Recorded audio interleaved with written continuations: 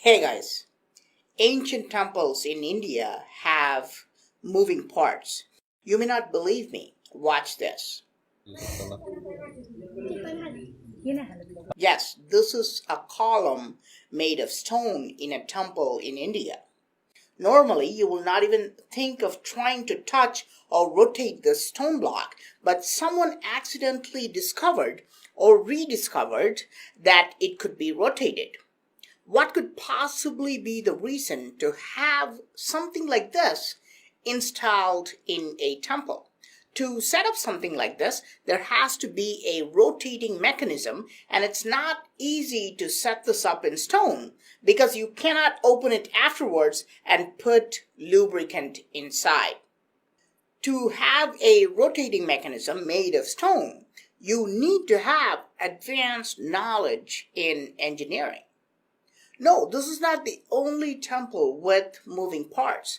Look at this one.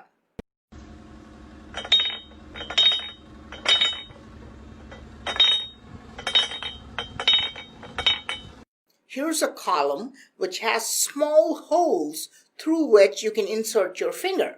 Inside, there is a ball, a stone ball, and you can move it up and down.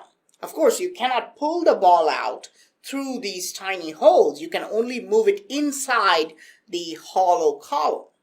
How was the ball put inside in the first place? If you claim this is carved, how did they manage to scoop out the rock which was inside through these small holes? There's another ancient temple in a place called Uttarakosamangai. This is at least 1,200 years old. There is a ball inside a lion's mouth. You can roll the ball, you can rotate it, but you cannot pull it out of the lion's mouth. What's more bizarre? The lion is made of solid granite, but the ball inside is made of a type of rock called onyx. So how is this ball put inside the lion's mouth, and why are we not able to pull this ball out? More and more young people are becoming interested in Indian temples, and they're sending me incredible videos to my email. Here's a snake's mouth wide open, and the mouth is held open because Lord Vishnu's conch shell is placed between its upper and lower jaw. But you can rotate this conch. It spins very well, much better than some modern rotating devices. But the real question is, why were these moving parts set up in temples? Some say that if you move these parts in a certain rhythm, in a certain order, or a certain speed, secret chambers can be opened which are hiding in plain sight. Now, what do I mean by this? Let's look at this one. This is a safe box to keep money, and boxes like these were used in India for many centuries. There is a type of safe used by a group called Chettiars. They have mastered the art of safe making. It is so complex, it's uncrackable even today, unless you know which knobs to turn in which order to open the safe. In fact, when a normal person looks at this for the first time, he will not even realize that this is a safe that can be opened. He will just think this is a decorative piece made of solid metal. But now, look at this ceiling in an ancient temple in a place called Vetuan Kovil. This is made of stone, and of course it has these fabulous and complex patterns of the 9 influencers called Navagraha and 12 zodiac signs and other features of astrology. But look at this area in the center. This is a doorknob, which means you can open this. This is also a very ancient temple, and because of time, you can now see the gaps between the door and the rest of the chamber. And look at these protruding circular knobs. I believe that if you rotate them in a particular pattern, just like the metal safe you saw, you can open the secret chamber in the ceiling of this temple. I mean, clearly this is a door which leads to something. In ancient Indian temples, there are many mysteries hidden in plain sight. We have not even started to understand them. Now, let's look at one of the most iconic megalithic structures in the World Heritage Site of Hampi. This is a gigantic stone chariot standing about 15 feet tall and 10 feet wide and weighs more than 120 tons. It is so awe-inspiring, it's even printed on Indian money. Even by conservative archaeological accounts, it was built at least 500 years ago. But in spite of being very popular among tourists, this chariot remains shrouded in mystery. Google and Wikipedia give blatantly false information. For example, Google calls this a monolithic chariot. If you examine the structure, you realize it's not monolithic at all. It is not made of one stone. Look at how each wheel is made of a separate stone block and they're set up on the axles like a real working chariot. The chariot appears to be not built as a decorative or religious structure. Rather, it is built like a real vehicle made of several parts which are assembled together. I know this is a weird question to ask, but is it possible that this chariot has moving parts? When I examined the wheels and axles, I found exactly what I was looking for. You see these marks? These are caused by friction. When something moves, two pieces rub against each other. These marks are created because of wear and tear.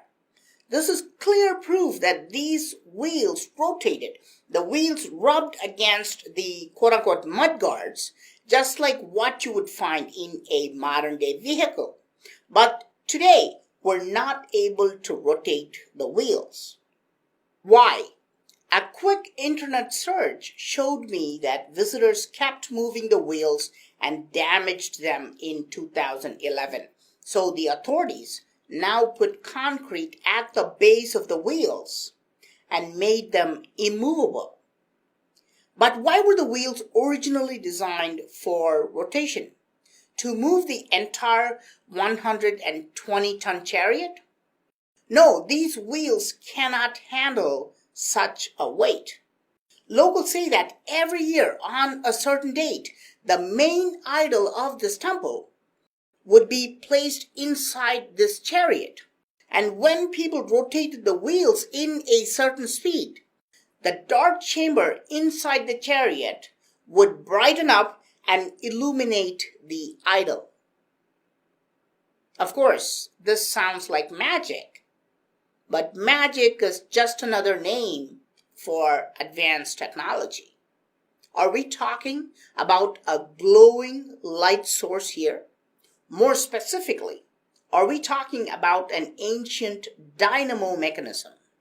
Today, we can spin a wheel and can light up a light bulb. We generate electricity by spinning a wheel. This is a simple electric generator we use even when pedaling a bicycle. Were ancient Indian builders using electricity the same way? Why else would they painstakingly create these rotatable wheels on this giant chariot? The simple answer is they knew how to convert one form of energy into another form. They were converting kinetic energy into electrical power. Could this be why we're able to find so many movable parts in ancient Indian temples? Were they meant to be moved so they could create electricity or some other type of power, which was then used for constructive purposes? But is it possible that ancient builders were not only using human energy, but also wind energy in temples? Of course, this is a crazy idea.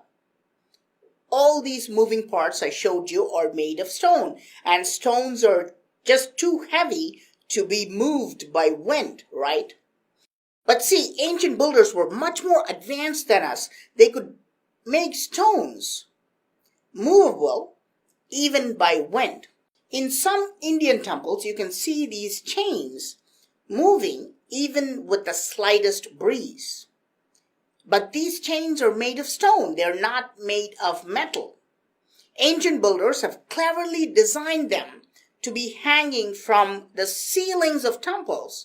These chains you're looking at were created more than 700 years ago. But what is the purpose of them? As usual, experts think these are merely for decorative purposes.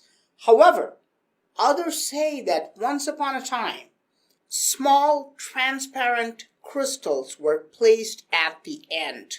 Look at the holder-like design at the bottom.